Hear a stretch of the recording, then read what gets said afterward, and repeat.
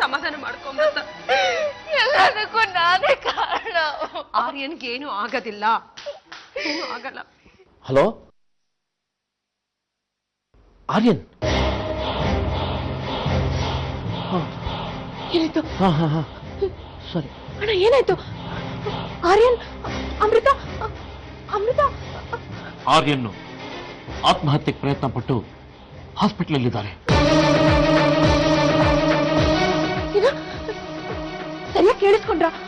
ಆರ್ಯನ ಅಮೃತನ? Aryan ಹೊತ್ತಾಗುತ್ತೆ, hospital ಹೋಗ್ಬೇಕು, ಬನ್ನಿ.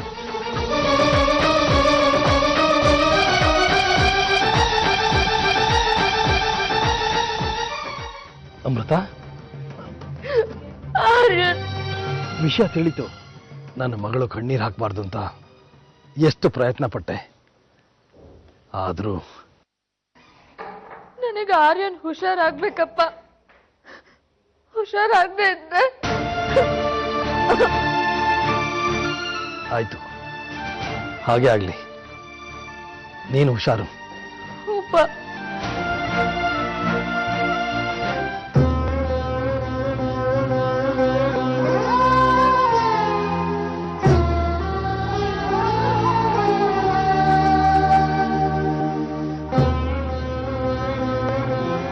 ಕ್ಷಮಿಸ್ಬಿಡು ಆರ್ಯನ್, ಪ್ಲೀಸ್.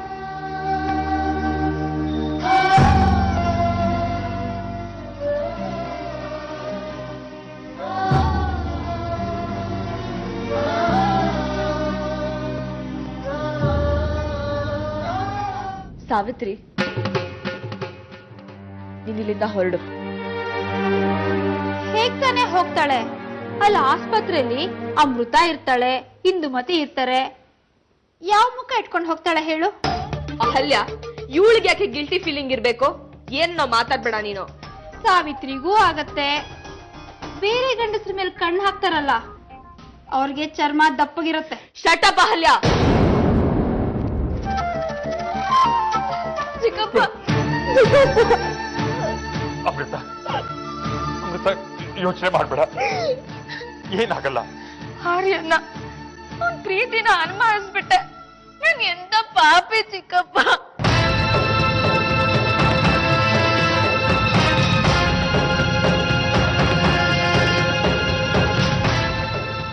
ಆರ್ಯನ್ನ ಉಸುರು ಅಮೃತ ಅಮೃತ ಅಂತ ಇದೆ. ಅಂತವ್ನ ಅನುಮಾನಿಸಿ ಅವನ್ನ ಕಳ್ಕೊಂಡ್ಬಿಡ್ತಿದ್ನಲ್ಲ ಚಿಕ್ಕಪ್ಪ ನಾನು. ಅಮೃತ, ತಪ್ಪು ತಿಳ್ಕೊತಿದ್ಯಾ? ಏನು ಹೇಳ್ಬೇಡಿ ಚಿಕ್ಕಪ್ಪ. ಆ ದೇವ್ರೆ ಬಂದು ಆರ್ಯನ್ಗೆ ನಿಮ್ಮೇಲ್ ಪ್ರೀತಿ ಇಲ್ಲ ಅಂದ್ರು ಅವನ್ ಮಾತು ನಾನ್ ನಂಬಲ್ಲ.